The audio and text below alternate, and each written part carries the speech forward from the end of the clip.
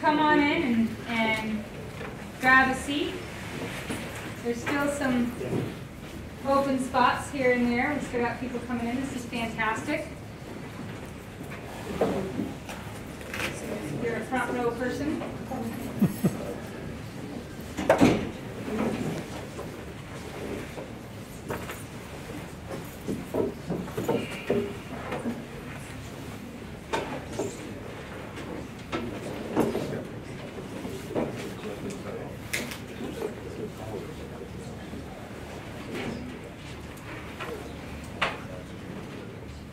All right, I'm going to try to make a better, my New Year's resolution here, try to make them not too lofty, but certainly productive, is to better advertise the upcoming speakers, because we have a university-wide lecture series that runs every Thursday, and I always forget to remind people to go to the lecture in the upcoming week. So January 22nd, we have Charles Monroe from the University of Alabama, Birmingham, and he's talking about opportunities in materials processing and metal casting. This will be in ELC 202.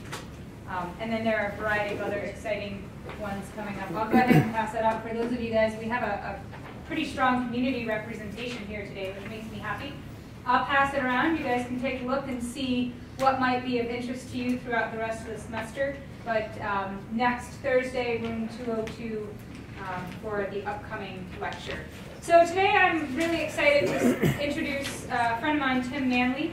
It occurred to me when Tim and I were chatting that since this speaker series has started, we've started the spring semester off first with beavers and followed by a lecture by the Zambian carnivore manager on wild dogs and lions. And last year we had Nathan Lance on wolves. Now we have Tim Manley on bears. So I feel like I've really sort of set myself up. I don't know what we're going to do next spring of 2016, but if anybody of you know tiger biologists, I'm totally open to it. Let's keep this.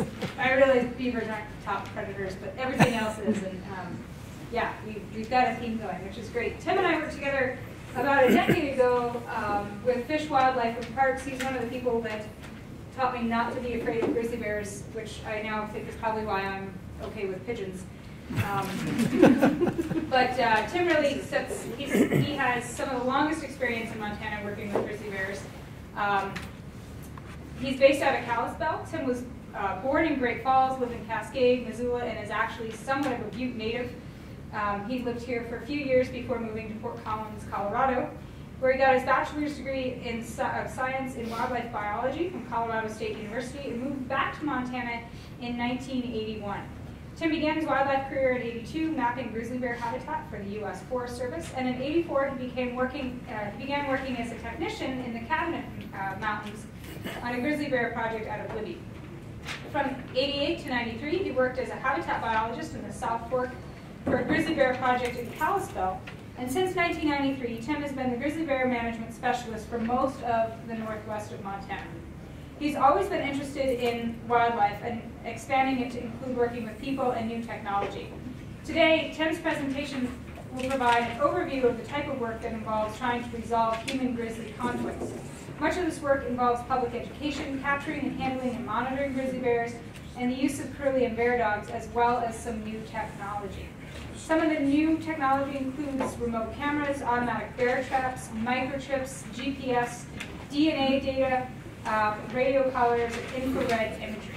Now, surprisingly, going back to the interest in humans and education, his talk is titled, "Why is there a grizzly bear in my backyard?" which is different from the wildest grizzly bear, which I first thought was the title, but much more appropriate, "Why is there a grizzly bear in my backyard?"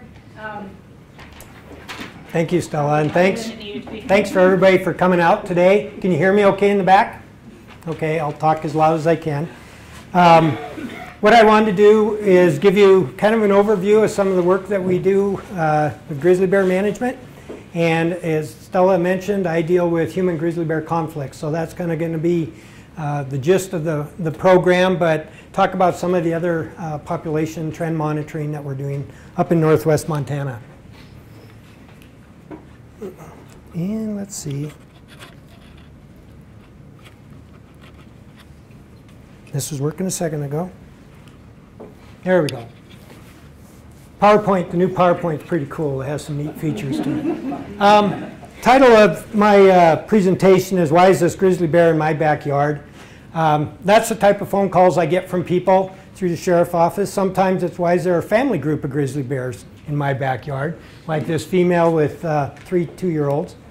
And then some people get a lot of different grizzly bears in their backyards. This is photos from one particular resident in the Flathead Valley. He's had up to 10 different grizzly bears that are on his property throughout the course of the spring and the fall. And he doesn't mind bears being around. He doesn't attract them in. They're just coming in, feeding on the green grass and clover. So where we live in northwest Montana, Flathead Valley, the area I cover, there's a lot of interface between humans and wildlife. And grizzly bears spend time in the valley bottom floor in the springtime and then again in the fall. And so basically, the next question I usually get from people is, well, what are you going to do about the bear that's in my backyard? Some people don't call until the bears are looking in their windows. Some people will call as soon as the bear walks through their backyard or they see it in the back field. And my basic response is, well, it's probably found some kind of food or attractant that's maybe holding it there or causing it to come back repeatedly to your property. And these are some of the very common attractants that we have that the bears are coming to people's homes or into the backyards for. And you'd be surprised how many people have no clue that bears like dog food or that bears would eat birdseed even. And so a lot of it is education, working with the public, just letting them know, you know, bears do come in for birdseed, they do come in for dog food, they will come in for chicken feed, and they will occasionally kill chickens. And so trying to identify what the attractant is, why the bear's there, and working with the landowner and securing the attractant is the main part of my job. Any clue on what this bear was coming for? Hummingbird feeder. You can see it sitting right at the bottom of her feet. And where do people hang their hummingbird feeders? Usually right by the window, so you can see them. So a lot of times bears will be attracted up onto the porch. They'll start getting after the hummingbird feeder, sugar water, that's what they like. And then they start checking around the house and eventually can get into trouble. So some of the goals that we have are to prevent property damage. This guy had horse feed stored in the shed, and this male grizzly went to quite a bit of effort to break in and get it. We don't tolerate bears that do this. Bears that start breaking into structures like this usually aren't given a second chance. They're usually put down or sent to a zoo, and you know, that's the last option, but that is an option. And so we try to keep bears from getting to this point where my options are very limited if bears are breaking into structures. The other thing we're trying to do in terms of goal is to prevent unnecessary deaths of bears. You know, people can get scared of bears. They show up in somebody's backyard and a bear ends up dead. This bear was shot, female grizzly, because she was going after somebody's chickens. And so working with landowners, and I'll talk about some of the techniques that we use to prevent conflicts with people and bears. And then the other goal is to provide for the safety of people. You know, we don't want people to be at risk, and in most cases bears aren't a danger to the people when they're coming in around your backyard, but you never know. You might be walking around the corner of the garage to get in your car, and if the grizzly bear's in your garbage can, it could react defensively. Luckily, in the 30 years that I've been dealing with grizzlies, I've never had to deal with any people that have been injured or killed by bears. And so the area I work in, we have a lot of bears, we have a lot of people, and so far, knock on wood, I haven't had any bad situations. So just to bring everybody up to speed, the area I work in is called the Northern Continental Divide Ecosystem. It's basically up in the Glacier Park area, so Canadian border is the northern boundary, Highway 200 down by Lincoln is the southern boundary, the eastern boundary is the Rocky Mountain Front, Choteau, that area, and on the west side it's Highway 93, Kalispell, St. Ignatius. And so the area I work in is the North Fork of the Flathead, the Middle Fork, South Fork of the Flathead, Swan Valley, and part of the Great Bear and Bob Marshall Wilderness areas. Currently, grizzly is listed as threatened in the lower 48. Kate Kendall with the U.S. Geological Survey in 2004, they did a population estimate using DNA and came up with a population of 765 grizzly bears in our ecosystem, the Northern Continental Divide. And the state has been doing a cooperative interagency trend monitoring project to look at whether the population's increasing or decreasing. Rick Mace has been heading that project up. And since 2004 through 2013, basically a 3% annual growth rate, which brings us up to a current population of around 1,000 grizzly bears. Montana Fish, Wildlife, and Parks has several programs. The trend monitoring program I'm not really going to talk much about. The research, which is habitat and population. Those are different areas than what I deal with. I deal with the bottom two, which are basically management, which is conflict, prevention and education, and then augmentation, where we're trying to maintain a population of grizzly bears over in the Cabinet Mountains, which is over near the Montana-Idaho border, over in the Libby-Troy area, and I'll talk a little bit more about that. So, grizzly bear management in Region 1. In the area I work in since 1993, to give you an idea of the number of bears that I deal with and the number of conflicts, I've had 366 captures of 206 individual grizzly bears. So we average about 17 captures a year on grizzly bears that are getting into conflict with people. The last 2 years have been lower than the average. 2013 we had 12 captures, and last year, 2014, we had just 10 captures. So what I'm going to do is just go through some of the new techniques, new technology that we're using in some of these different categories. So we'll start kind of with prevention and talk about some of the bear-resistant products that are out there, and also about electric fencing. Prevention is probably the key to keeping bears from getting in conflict with people.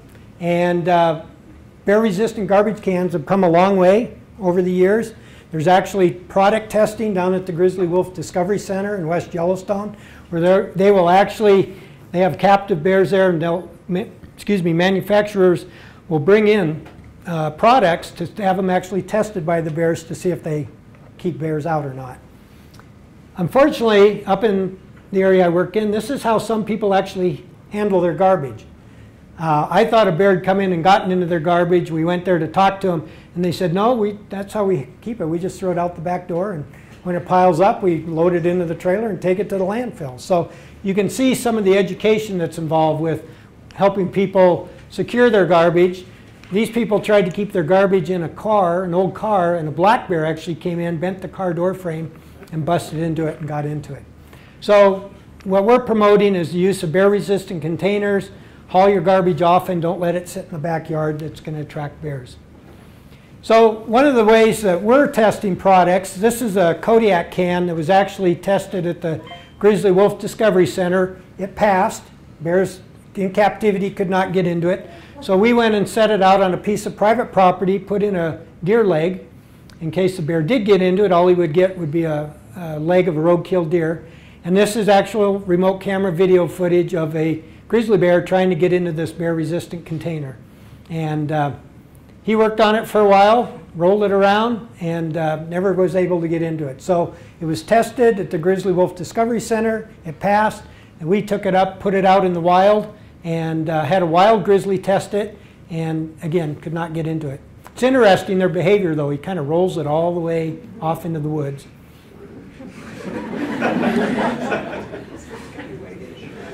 At a camera range, but we went and found it, and picked it up, checked it over. He never did get into it. Never did. No. Some of the other products that have been tested. This is a guy from Canada put together a wire cage that you could put around a garbage can, and it's electrified. So I set it up, put a remote camera, and you can see the grizzly was touching it. Theoretically, he's supposed to get shocked if he touched it. As it turns out, this particular one that they loaned to me to test had a bad energizer on it, and so it wasn't functioning properly. And we found that out after I called him and said, well, your product isn't working. And he came down from Canada, picked it up, tested it, said, well, the energizer's faulty. They gave us another one. And I know they've tried this down at the Confederated Salish Kootenai tribe out of Pablo area and on the reservation. and they got a lot of footage of different grizzlies coming in, touching this cage with their nose, getting shocked and leaving. So it does have some application, but in this case, it didn't work out because the Energizer was bad. I do a lot of work with the counties also. The area I work in has Flathead Lake, Lincoln, and part of Missoula County. And we have what are called green box sites, and they're basically transfer stations where people come, put their garbage in it.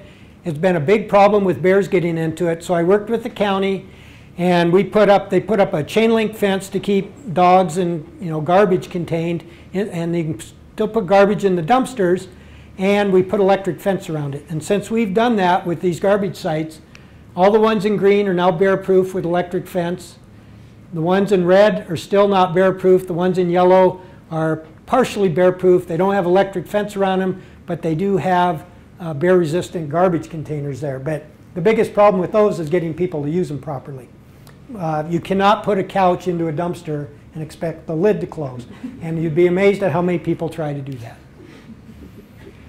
We work with a lot of different partners in terms of the funding with the county to do that. These are some of the partners that were involved in helping provide funding for the electric fence around the dumpsters. And since we've done this in those different counties at those different green box sites, we've not had any bears, black or grizzly, get into the garbage. And they're a lot cleaner sites.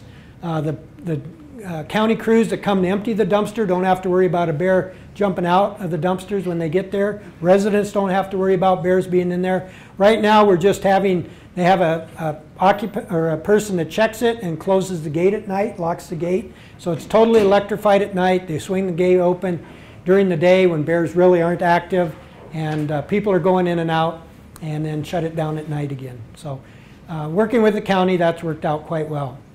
Okay, enough with garbage. Now we're going to talk a little bit more about bears in people's backyards being attracted because of chickens. And it's something that's really, in the last 5 to 10 years, has become more of an issue with bears. Not just grizzly bears, but black bears. I think a lot more people are raising chickens, which is fine. You can raise chickens, but if you're going to do it in bear country, it's best to have electric fence around it. And so we do work with landowners. It doesn't have to be an elaborate electric fence. In this case, it's just a 5-wire alternating hot ground. So hot wire, ground wire, hot wire, ground wire, hot wire. And so the bear can't push its way through there. And we helped this landowner put this electric fence around his chickens and his pigs. He had been having problems. As soon as we put the fence up, his problems with bears stopped. Some people make a good effort. This guy had electric around his chicken coop, but it never works if you don't hook it up. Okay, so he had electric, but he never connected it, never hooked it up. So bears actually ended up getting into his chicken coop. Some of the innovative ways we've done it, some people don't want to mess with a fence and opening gates. This lady, she was 92 years old. She raised chickens that she sold all over the world, and had grizzlies come in, break the windows out of her doors and chicken coop to get in and kill chickens. So what we did is we put up a temporary electric fence, but it was too hard for her to open and close every day. So what we said is, well, we'll come in and we'll put up screen all over the glass windows and on the doors, because that's what the bears have been breaking, and we'll electrify the screen and connect it all together. So now if the bear comes and puts its paws on that or its nose, he's going to get shocked with 8,000 to 10,000 volts. And it's very effective. It's worked quite well. And here's a good example of a situation where a grizzly bear had checked out a chicken coop. In a quick way, I just went in and put up wire on the door of the chicken coop, ran a hot wire over to it, electrified it, and you'll see what the result of that was. The chicken feed was actually stored right here. That's why the bear's on that corner, because it could probably smell it through there. It's going to go check out the door and get zapped and take off. And we left a remote camera up there. This was in June of this year. We left a remote camera up on that. They electrified the rest of the summer, and we never had any more problems with bears coming back to that site. It can be very effective. Critter getters. I don't have audio on this, but there's a little noisemaker right here. It's the size of a little transistor radio. For some of you, that's more like iPad size, iPod. But it works off of motion. You can see the little red lights go off. And it actually is like a car alarm that goes off, detects motion, makes a noise, the animal moves away, it turns off. And I actually tested these down along the railroad tracks along the south end of Glacier Park, and saw that we could keep grizzly bears off of roadkill deer for up to a week. And so this was actually footage from Alaska up at Prudhoe Bay, where bears were coming in, getting in the garbage, and I told them about it. They set it up and they got the video footage of the bear reacting to it. One of the things that I tell people is don't feed wildlife, because even though you may have the intentions of feeding turkeys, birds, deer, you never know what's going to show up. These people were up the North Fork of the Flathead, just outside of Glacier National Park, and this, whoops, go back here. This was a bucket of corn they were putting out for the deer. And it was a vacation rental that they had, cabins they rented out. And they were basically saying, look at the wildlife that's coming to the cabins. Well, they had this grizzly bear that was coming there. We had to contact them, tell them it was illegal to be doing that, which it is in the state of Montana. It is illegal to knowingly feed and attract bears, and they have since quit. We didn't have them cited or anything. It was just more of a warning. But you know, they had that posted on their website as an attraction to come to their place. You could look out the door and see a grizzly bear in your backyard. So why prevent conflicts? Well, this was a female grizzly with a couple of cubs that had learned about corn, probably turkey feed, and basically ripped into the back of a trailer.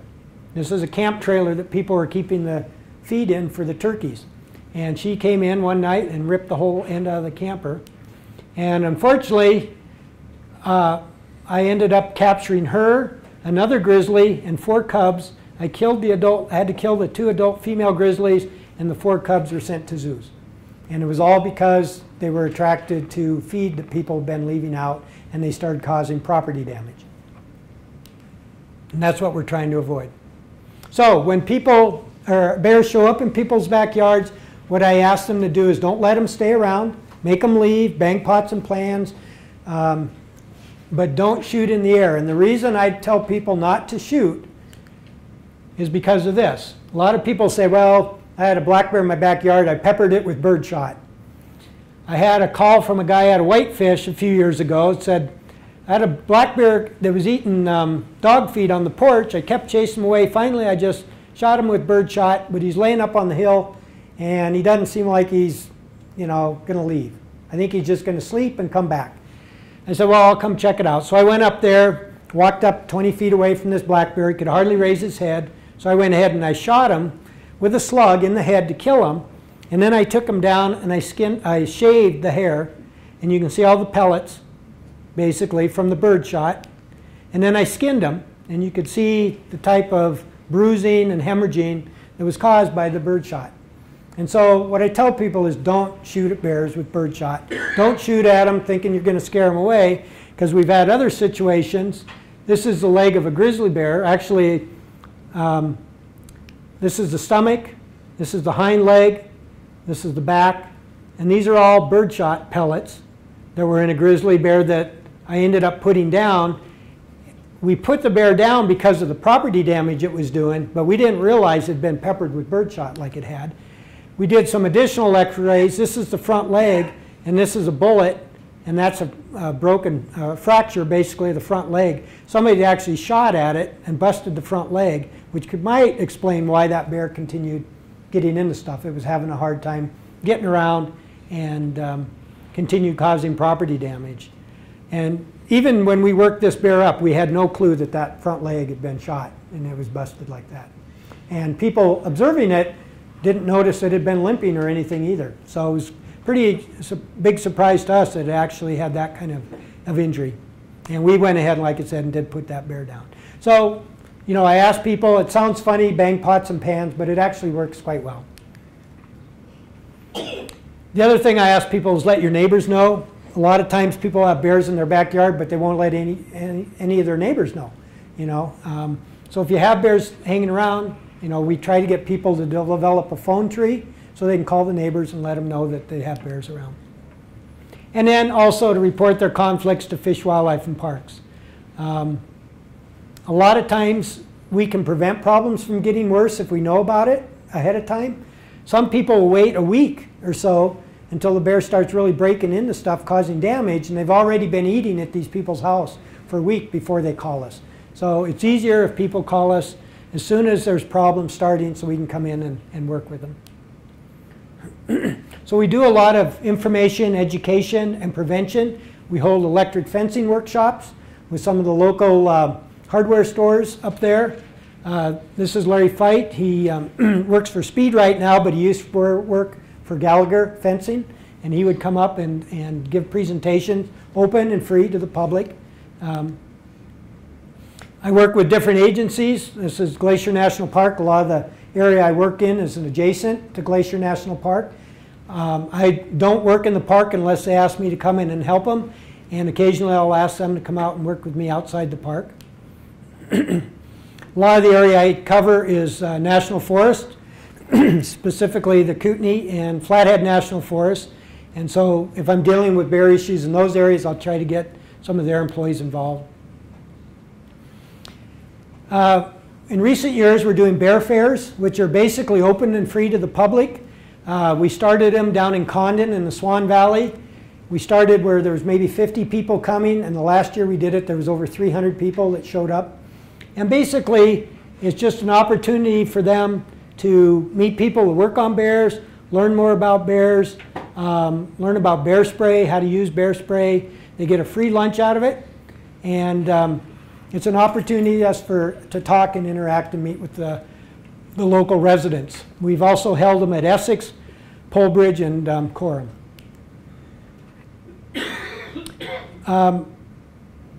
A lot of our money is soft money, meaning we have to get fundraising dollars for it. And this is the old bear biologists and some of the new bear biologists, just some of the names. This is Mike Madel. He's my counterpart out of Shoto. This is Rick Mace. He heads up the trend monitoring program. This is Jamie Jonkel. He's out of Missoula, covers Missoula, Ovando area. Myself, and then Chris Servine on the end. He's the U.S. Fish and Wildlife Service Grizzly Recovery Coordinator. My technician, Lindsay, works with me for 5 years.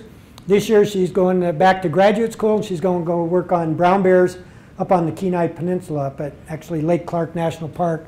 So I'm losing her as a technician this year, and then this is Lori Roberts. She works with Rick Mace on the Trend project. Fundraisers, Jack Hanna has been very supportive of our grizzly bear efforts. He has a home in Montana, and actually hosts some of the fundraisers for the last 5 years at his place. And we've taken him out in the field. He's a very interesting person and very interested in Montana and grizzly bear work. But the most important is to continue working with the landowners. Most of the bears I catch, probably 90% of them are on private land. So I deal a lot with private landowners. And I like to get the private landowners involved with them when I can. This is up out of Eureka. We caught a female grizzly with 3 yearlings. This is the granddaughter of the judge for Eureka. And it was on her folks' property where we caught these bears. And once the bears were down and drugged, they came out and helped us. This was a lady that lives in the Swan Valley. She liked bears. Bears were coming into her backyard, getting too close to the house. And so we captured them and did a short relocation on these bears. And this is a guy that lives up out of Trigo. And this was a small female grizzly bear cub that he actually caught in a coyote trap in his driveway. And he didn't care for mountain lions, he didn't care for wolves, he doesn't care for grizzly bears, he's not really fond of predators at all. But he was checking his coyote traps and he found this grizzly bear cub caught in his coyote trap. He got a hold of Tim Thier, who's our local biologist for that area. He called me, it was first part of November a few years ago. He said, "What are you doing?" It was on a Sunday. I said, "Nothing, why?" He said, "Well, you want to help me get a grizzly bear cub out of a coyote trap?" And I said, "Sure, I'll come up and help you." So we drove up there. Luckily, the trap was wired quite well to a big tree along the guy's driveway about a quarter mile from his house. We checked, we saw a big scat in the road, so we know Mom was around, but we never saw her. We drove up, Tim drove, I mixed up the drug, opened the door, jabbed the grizzly bear cub with a syringe pole to administer the drug, and waited for it to go down. I jumped out, took the trap off its foot, threw it in my lap, and we drove to these people's house. And we asked if they wanted to help us work the bear up. And remember, he doesn't really care for bears, but look at the smile on his face. The other thing we found out is I handle a lot of bears, and so we give them microchips, which I'll talk about a little bit later, but they're a 9-digit number, and you never remember a 9-digit number. So on occasion, we will give bears names, so we remember which bear it is. Well, this bear we named after his wife. And because of that, he now really likes this bear. And they kept in touch with us with email.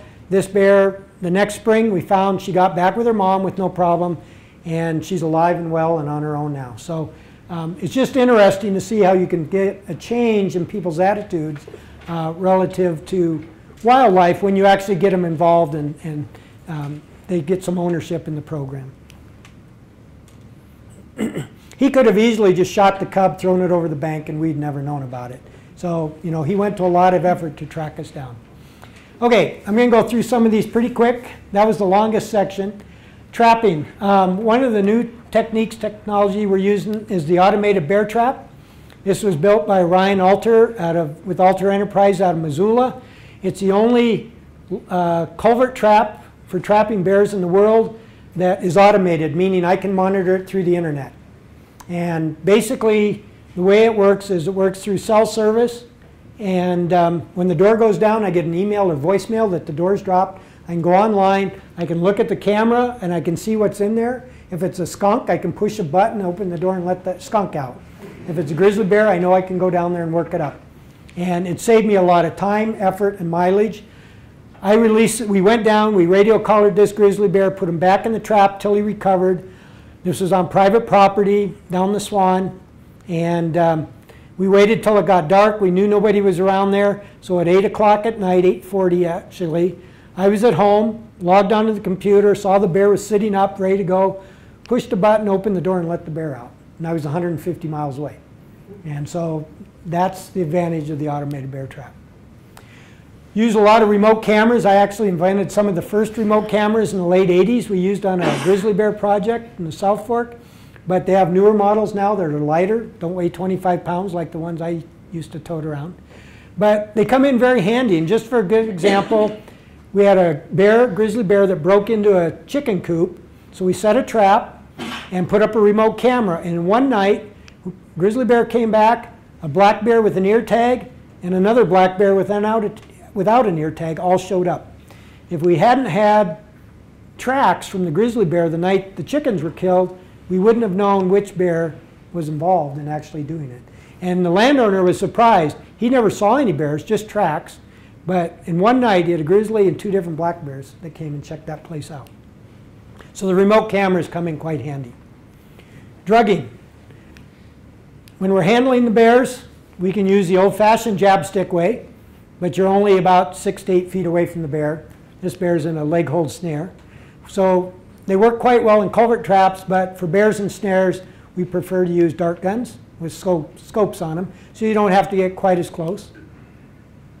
We're using, in the last 10 years or so, some newer drugs, a combination of tilazol and medetomidine. And some of the advantages is they're fast acting. So if I'm free range darting a grizzly, like in downtown Whitefish, you want a drug that works fast so he's not running around for 20 minutes before he goes down. Tilazol, medetomidine, they're usually down in 3 to 5 minutes, which works quite well.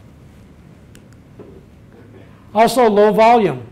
So you're not darting the bear with a big snare or a big dart that's like a 6 cc dart.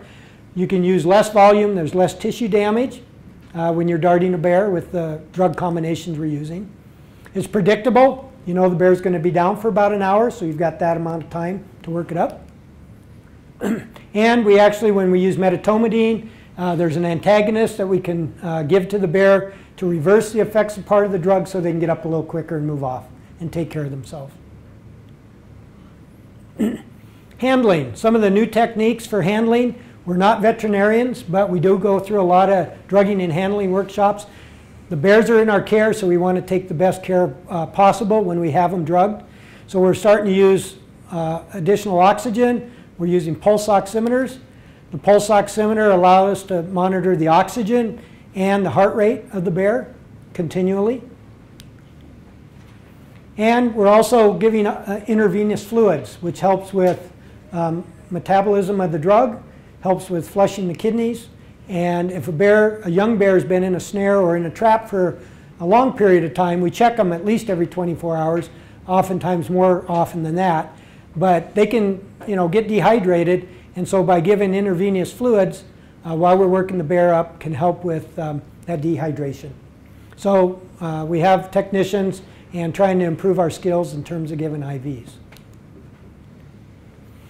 Also, to look at body condition of bears, we're doing what's called bioimpedance analysis. Rather than saying, oh, this bear on a scale of 1 to 5, 5 being fat, 1 being real skinny, instead of saying we think it's a 3, we can actually get a readout from this bioimpedance analysis, and we can calculate percent body fat.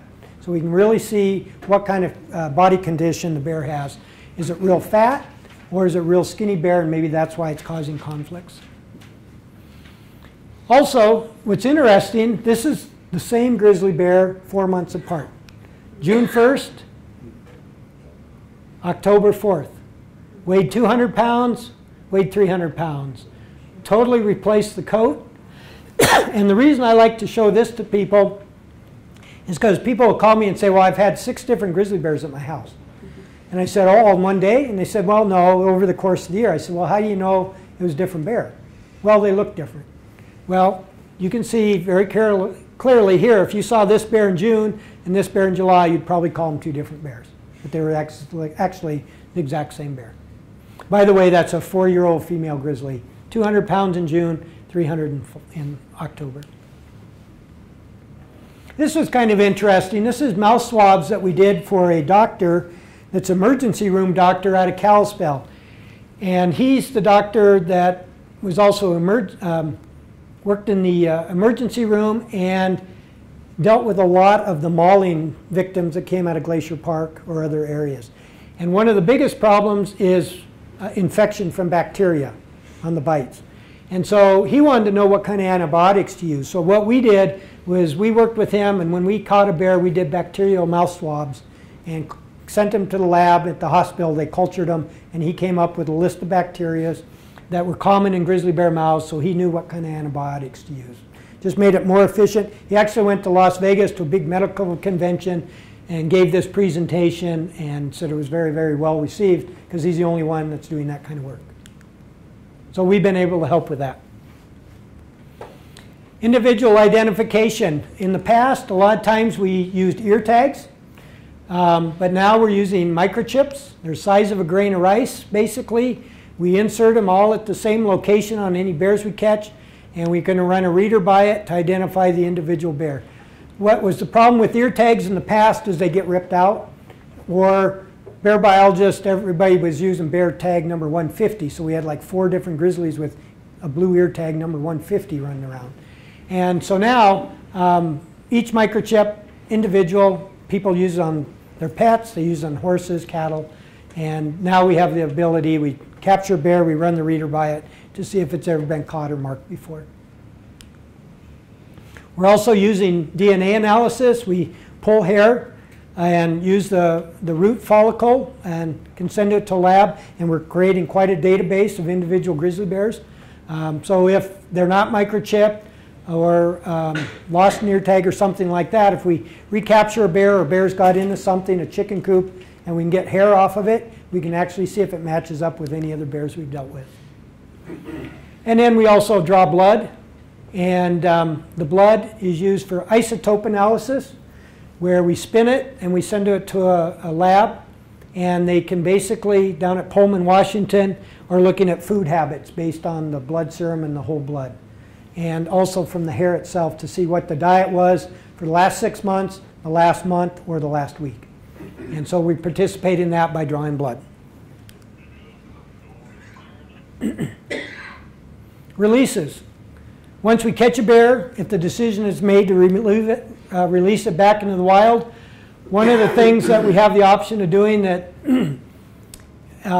is relatively new is on-site releases. In the past, our guidelines said we would take them 65 airline miles away and drop them off.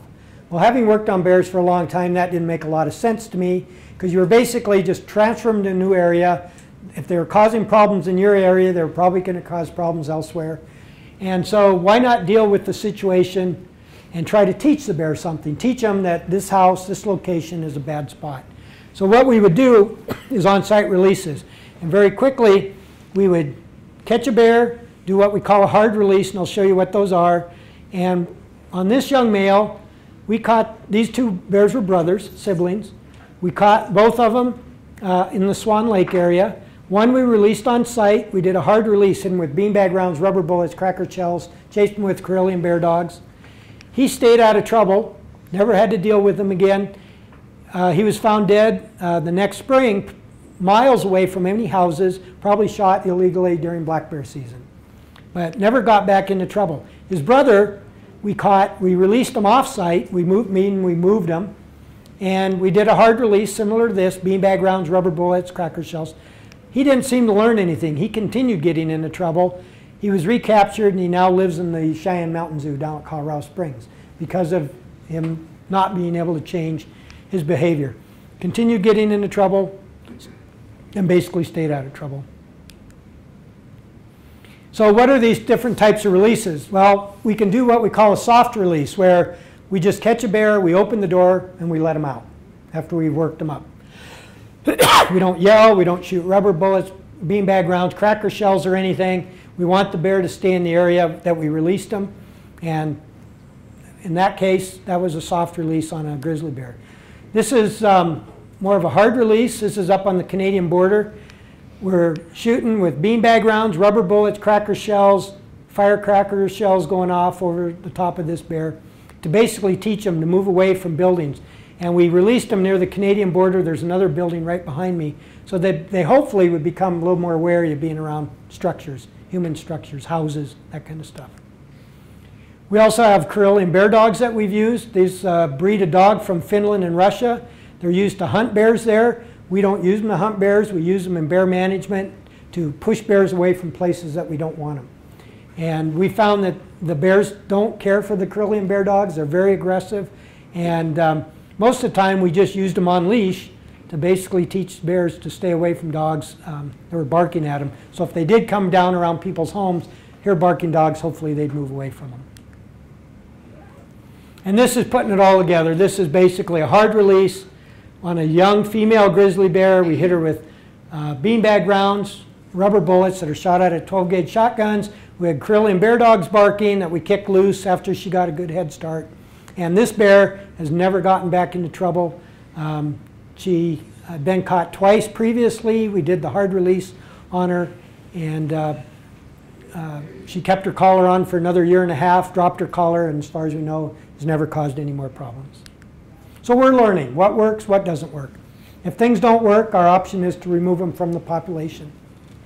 Locating and monitoring. This is kind of some of the really interesting new technology that we've been using. This is the traditional way of following bears that are radio collared. You got to either be on the ground or in the air with a handheld antenna listening for a signal. And in northwest Montana, there's a lot of country to cover, and it can be hard to find bears. GPS collars are more recent, they're more expensive, but they provide you a lot more information. This is a female grizzly we'd caught, there's Flathead Lake, on the edge of the Flathead Valley. We put a GPS collar on her, moved her up near Spotted Bear. This is Hungry Horse Reservoir, Glacier Park up here. We released her, and basically the first trip is the yellow line here. She went like this, went all the way, found her way all the way home, and it took her, she went 177 miles in 23 days, but found her way back home. We caught her again right here, moved her same basic distance, the red line, and what was interesting, she cut off all this part of her trip, the second trip. She basically did 127 miles in 5 days. And so it was interesting to us to find out, you know, how close her return trip was, and she got rid of this extraneous part right here. She came back here, and you can see where her home range is all these red dots. And once she came back there, she basically stayed out of trouble for another 5 years or so, but then ended up getting into stuff, and we ended up having to remove her. But the GPS collars give us a lot of information. We get locations 24 hours a day, depending on when they're set up, and these are nighttime, these blue dots are nighttime locations. And when that bear came back to the valley, she was coming down off the mountain during the nighttime hours and feeding on apples. There are fruit trees right here next to the house, and grain bins that were leaking corn and grain. And so we looked at these GPS locations, went in, fixed the grain bins so they weren't leaking, and worked with the landowner on picking their fruit and putting up electric fencing. The other good thing about GPS Argos locations that we get downloads to our computer once a week is if we get multiple locations at the same spot, we can go in to see what's going on. And in this case, it was a dead grizzly bear. We don't know the cause of death. It was in the middle of nowhere. She had been back in the valley a week earlier, and a week later she was up in the mountains and had died. All we did was, could document the mortality. So monitoring, we're using helicopters about once a month to locate bears, and I just wanted to show you some of the technology we're using. This is our state helicopter that we use, pretty basic, and we go up with a radio antenna on the front, and we listen for a signal, and you kind of bird dog in on the signal and try to get visuals on them. And this is what it looks like, basically radio tracking, looking for grizzly bear dens along the Middle Fork Divide. Basically in the background is Glacier National Park, Middle Fork of the Flathead down here. Most of our grizzly bears den at high elevation, above 6,000 feet, on very steep slopes, 60% slopes usually. Very difficult places to get into. And this is basically the only way we're getting den locations. The other thing is when bears are out and active, northwest Montana, if you've been up there, we call it the jungle. And a lot of brush, a lot of trees, even though this doesn't look very thick, when that leaves out, that's alder that's over your head, 10 feet tall. And you'll get bears that'll hunker down in patches of trees like this, and trying to get visuals on bears like that can be very difficult. So one of the helicopters we've had that we've used recently is Two Bear Air. It's a Flathead County search and rescue helicopter that was donated, philanthropic fellow out of Whitefish donated this to Flathead County for search and rescue, and it's got a optic camera on the front, digital optic infrared camera on the front, and I just wanted to show you some of the advantages of us being able to use that. We've had the opportunity to go up several times in this helicopter for bear management, and so basically it makes it easier to locate dens, count cubs, and find dead bears, and I just wanted to show you some examples from that. So this is, it has a target area in the middle. This is a grizzly bear den.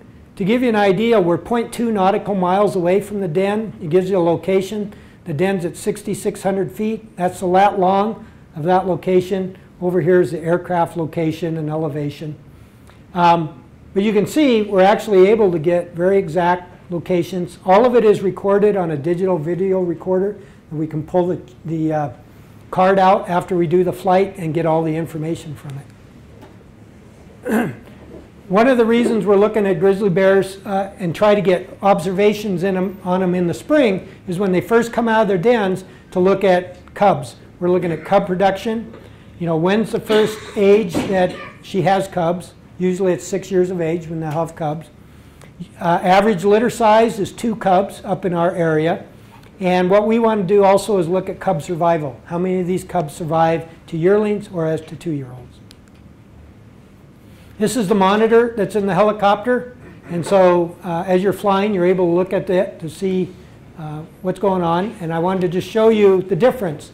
So this is daylight mode with the helicopter. We're looking for a radio collared grizzly bear up in the North Fork of the Flathead. So we're following the signal like we normally do. And you're basically going to look for the dark bear. This is one of the first flights we did radio tracking with this helicopter system. And there's the bear right there under the tree. And we're 3/10 of a mile away, right here. That's how far away we're at. So we really zoomed in, but we're still able to pick up and get a visual on this bear. That's with daylight. Okay, now with the infrared mode, same bear, same location, you're going to see the difference being able to look under the tree canopy. There's the bear right there. And you can see the infrared has the ability to look at the heat signatures underneath the tree canopy, basically. and we get a much better idea of where the bear's at, and also does it have 1 cub, 2 cubs, and is the bear alive or dead. So you can see a big difference there. So we did some additional flights with them, and you can see how thick this tree canopy is, forest canopy is. Here's a female grizzly with 2 yearlings. You can even see their tracks, the heat left from their tracks. And this is what it looks like without the infrared camera. Try to imagine looking down there trying to see a grizzly bear. Okay, so big difference.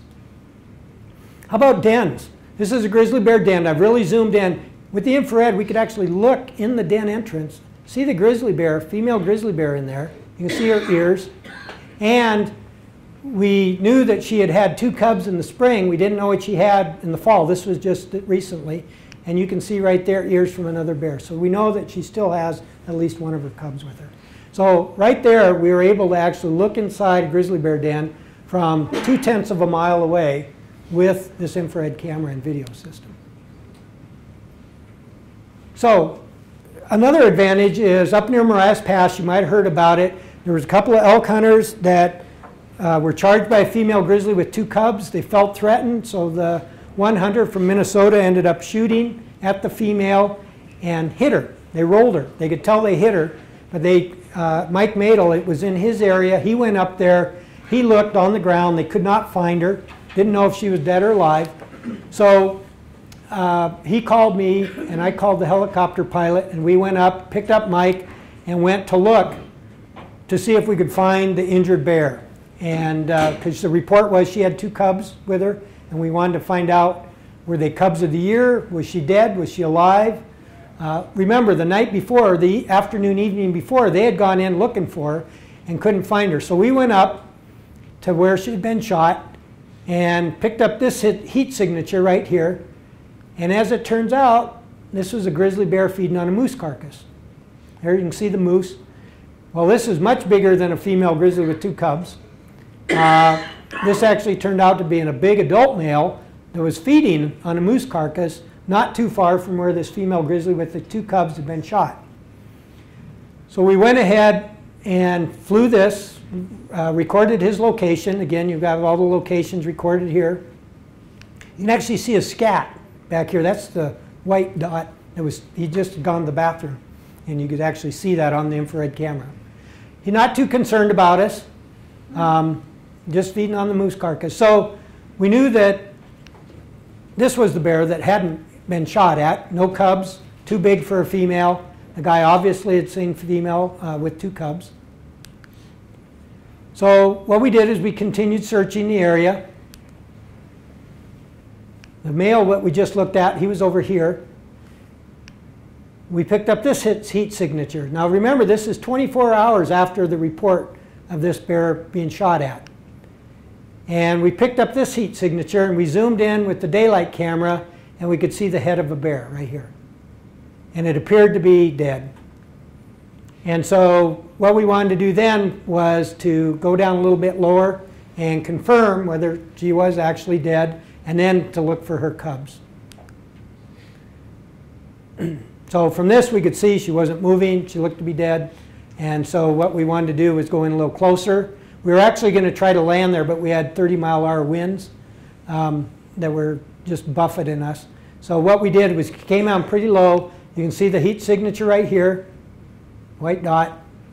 Now remember, that male grizzly is right over here on the moose carcass, just a couple 100 yards away. We spotted him first. And now what we're trying to do is get in real close to try to see were the cubs actually still with her or not, because it was quite a heat signature. So what we're doing now is trying to determine if there's any cubs with her. This is my first time operating the camera. That's why we're kind of jumping around a little bit. But you could actually, it's going to calm down here in a second, you can actually see part of her intestines are out also. You can see claws, so we could identify definitely grizzly bear. And right there, it's going to freeze. There's her intestines partially hanging out. So what we did is we went back, we landed, dropped Mike off. He and his technician hiked in there, skinned her out, took photos, documented that where she had been shot at and everything, and then went up and chased that big male off to see if that moose had been poached or not. Anyway, what we wanted to do then was find out, did she still have those 2 cubs or not. So after we found her, which was up here, we continued looking around, and we were able to locate the 2 cubs. You can see using the infrared, we're able to pull in the signatures and be able to see them. And there they are. They're cubs of the year.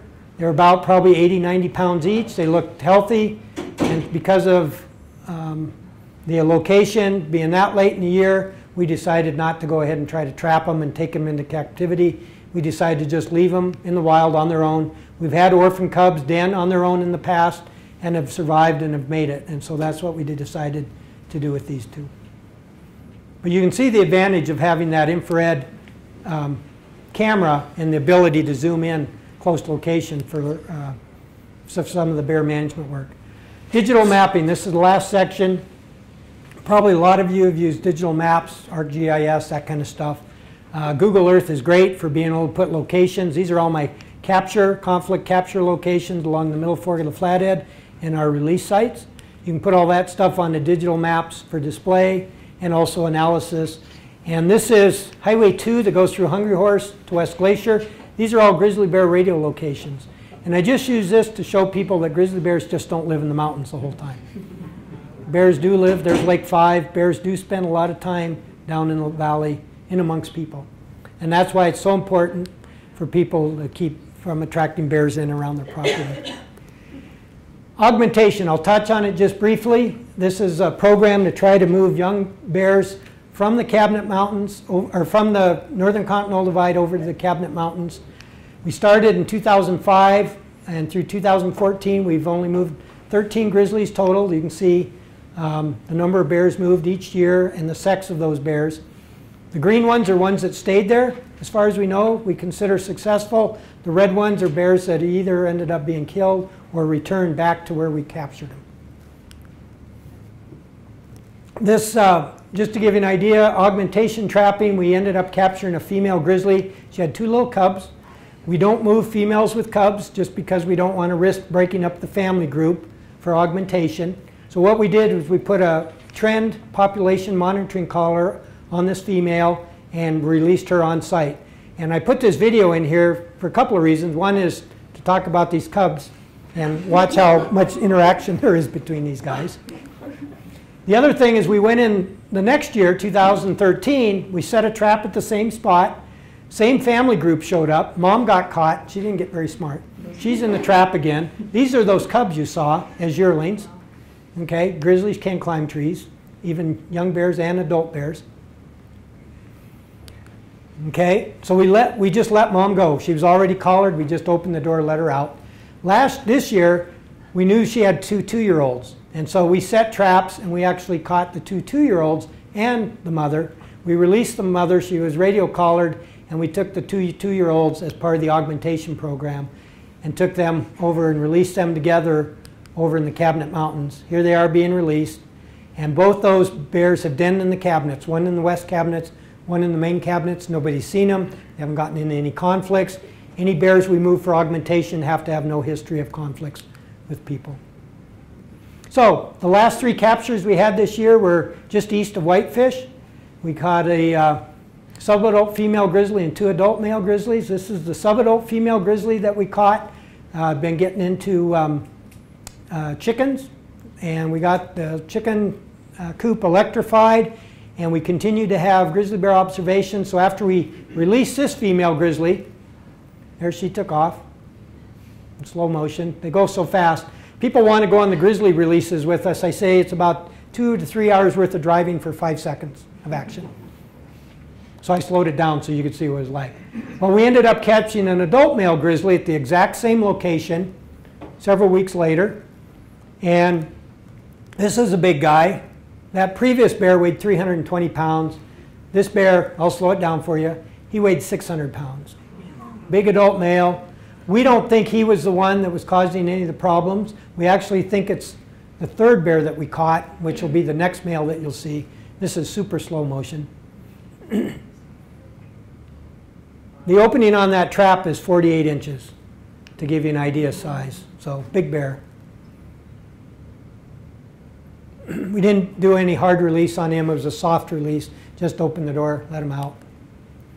And the third bear we caught at the exact same spot 3 days later was this adult male. We think he was the one killing the chickens. We took him up to the Canadian border and released him.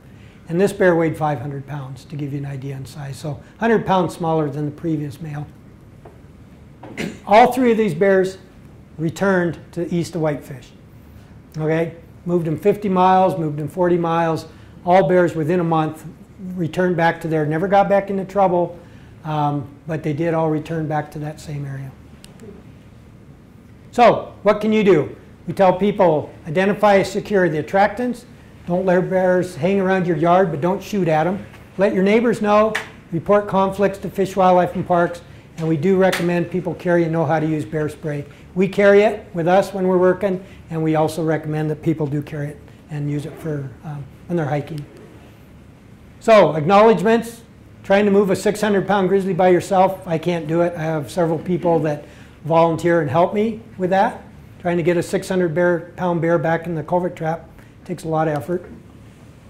And, you know, flights, volunteers, people helping out, my technician, Lindsay. A lot of these people have experience. Gary's retired ranger from Glacier Park. Rachel works for Glacier National Park Bear Management. Volunteer and help me out. And with that, that's the end. Thanks.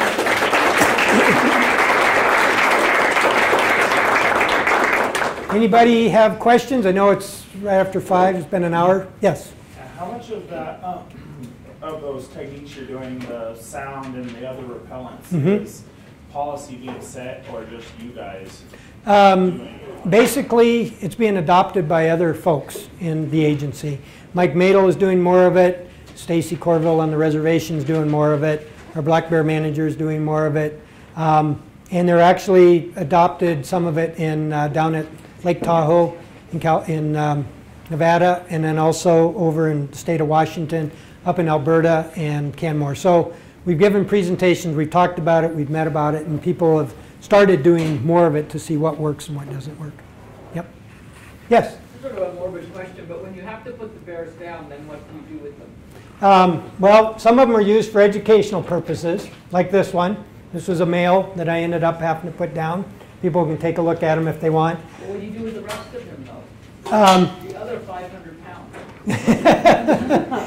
The other 500 pounds, because the way I usually put them down is I like to catch them in a trap, culvert trap. I'll take them to a vet clinic. I'll drug them. The vet will anesthetize them. I mean, not anesthetize, but euthanize them. And because they use drugs to euthanize them, I take them to the landfill and they bury it. That's what we do with it. Yeah. Any other questions? Yes. I was doing a reading and it says that they put them on the threatened list in 1975. Have they ever come off? Or have they? They've never come off, but well, except for in Yellowstone. They were delisted in Yellowstone. A lawsuit was brought, and they ended up being put back on the threatened endangered species list as threatened. In the area that I'm in, the Northern Continental Divide ecosystem, we're going through the process right now of doing a conservation strategy that says how they'll be managed once they are delisted. So we are moving through that process, and probably being proposed for delisting probably in late 2015. But you know, again, there's the process on that of going through. I imagine it'll probably get litigated, probably go to court. So whether they actually get delisted or not, I don't know, but we're moving in that direction. Yes? How have bear policies changed since you took this position? The policies, we still have similar guidelines, but the policies have given us more flexibility and latitude on the ground management.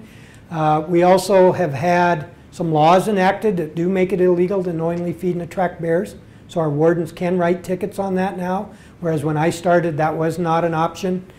And I also think that there's been more acceptance, public acceptance, and where we've actually worked very intensively, like up in the North Fork of the Flathead. Back in 1998, I had 6 radio-collared grizzlies up there because of management reasons that we were dealing with. We did aversive conditioning, the hard releases, monitoring, that kind of stuff. And it's very rare now that I even have to go up the North Fork to respond to grizzly bear calls because of the efforts I think we put up in that area. The landowners have taken down their bird feeders or bring them in at night. They don't leave their garbage out. They do call us when there's problems. And if bears are around, they do make them leave so they don't get habituated in food condition. So I think, you know, some of those things have gone a long ways. And the garbage policy. Whitefish now has a ordinance that you can't leave garbage out until day of pickup. For parts of whitefish, they extended that to the whole city this year. And we're trying to get bear-resistant containers at all the county landfill sites, or I'll get them all bear-proofed, and then also bear-resistant containers in the communities too. Yes? I think you just answered this, but what are you telling people about feeding birds? I tell people that the best thing, if you're going to feed birds, do it in the winter. Wait till the bears have denned up. And so basically that's from mid-December until the first part of April. You know, I tell people feed birds then. During the summer, birds really don't need the seed. And, you know, a lot of people just like to have them around, that type of thing, or feed the squirrels. And, you know, I tell them if you're going to get bears into your backyard, if you're going to have the bird feeders out. For hummingbird feeders, because they're only here in the summer, I tell people to substitute those with hanging baskets. And we actually, at one of the bear fairs, actually had hanging flower baskets available. If you brought your hummingbird feeder in, you got a free hanging flower basket. They'll attract the hummingbirds. You have to water them, but you don't have to refill them. You don't have the wasps that are attracted to it, and you don't have the bears coming in. And that seems to be pretty good. Audubon has worked with us some on delaying some of their seed distribution. That's a big fundraiser for them, you know, and people do like to feed the birds, but, you know, I tell people do it when the bears aren't out.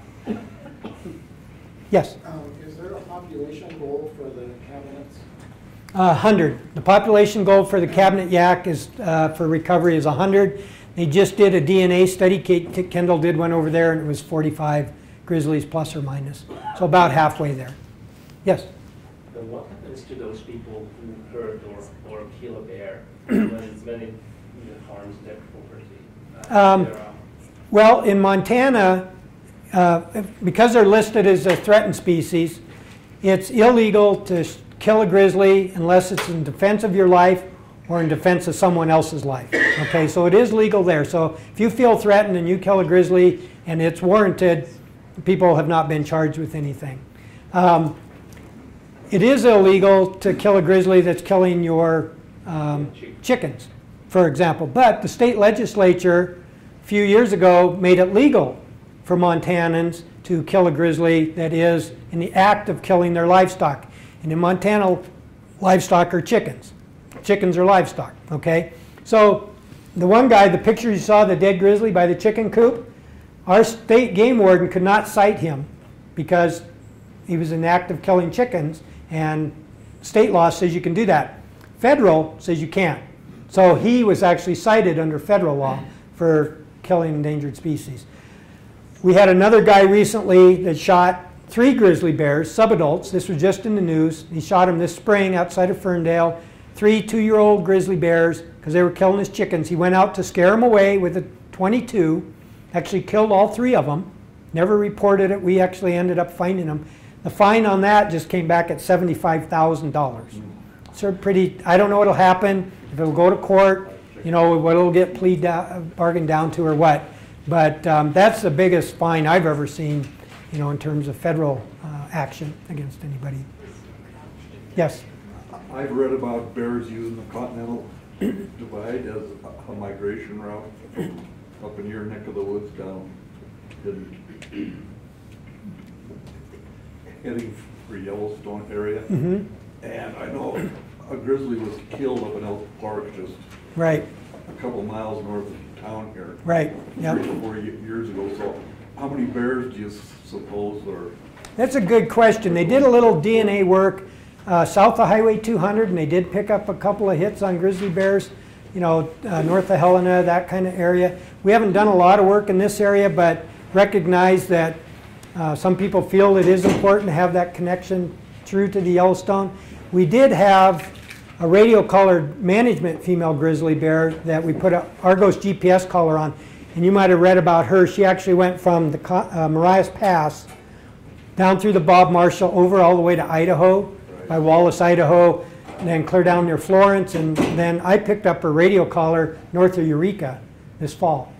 And so she covered a lot of ground, you know, over the course of a couple of years. But she was a management bear. She was a bear we had moved, put in a new area, and my feeling is she was just lost. And she was just wandering, trying to figure out how to get back home. We do get dispersal of bears. We're getting dispersal out on the Rocky Mountain front, you know, out towards Fort Benton. We've had bears out there out towards Shelby. We're getting bears that are in the Salish range now. And then on the south end, Lincoln, south of Highway 200. I don't know how many bears might be north of Butte. You know, in this area, we get scattered reports every so often, and we try to verify all of those. It would be a handful at the most. But, you know, we do try to document all the reports. A lot of them turn out to be brown colored black bears. Right. You know, we have a list of people that Chris Servine will get a, with the Fish and Wildlife Service, he'll get a photo from somebody and he'll send it out to a list of 12 of us or so, and we'll look at it and try to make a determination whether it's a black bear or grizzly bear. And there have been several that turned out to be grizzly bears, in our opinion, from photos and stuff or tracks that, you know, we're north of Butte. And like you said, that one at Elk Park that was shot. So they can cover the ground if they want to, you know. But we do have a lot of misidentifications also. People think they're grizzlies and they're black bears. Any other questions, comments? Yes? Just a comment. It looks like about up in your region, about 20% of the population get into trouble. And with the increase in the population, kind of sounds like you guys got your job. You know, the 20%, that number that you saw, that was from 93 through 2014. So actually, right now at any one time, we figure it's more like, 1% of the population that actually, during the course of 1 year, that actually causes conflicts. A lot of them are the same bears causing conflicts at different places. But yeah, it has gotten busier. Although we have seen, this was one of the first years where we didn't have any management removals of grizzly bears up in our area, which, if you look at the overall mortality, management removals is the highest, is our removing of grizzly bears because of conflicts. This year we didn't have any. But yeah, it's gotten busy, especially in areas where they're expanding into, where they haven't been for a long time, and people just aren't used to having grizzlies around.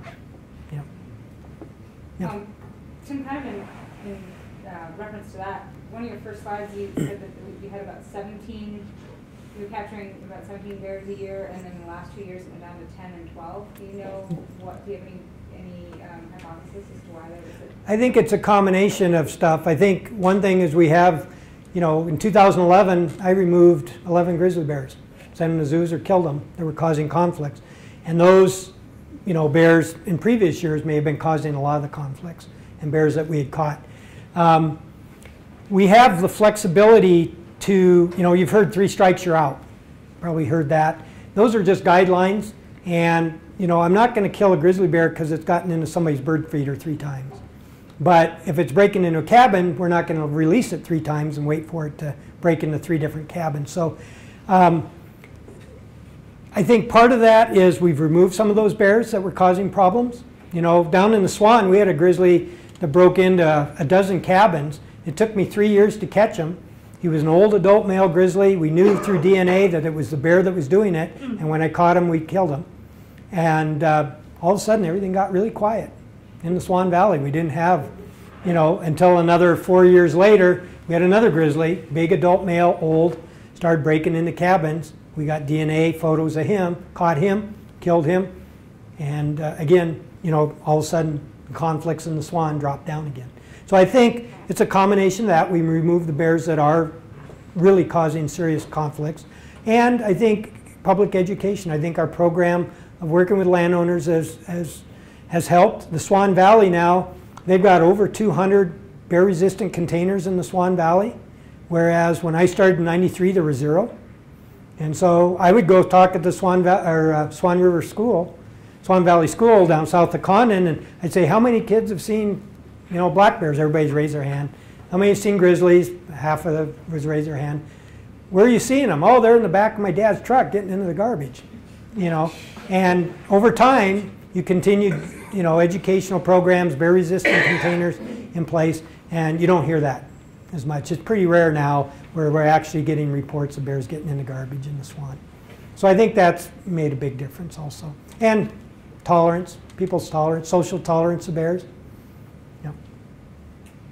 Any others? With respect to time, I'm going to go ahead and I know those people that really had to take off quietly left, but I'll let everybody go for those of you who stayed. And anybody, you know, you're all welcome to come on up and chat with him directly. And we've got this great hide up here that's spectacular. Thought we passed around, but it's a little too big for that. So there's a bear grizzly skull I brought too. This belongs to that bear. Excuse me. There, this was a grizzly was killing chickens repeatedly, and the decision was made to remove him. So yeah, he's still alive. He's still moving. Yeah. Okay. Thanks, you guys. thank you very much.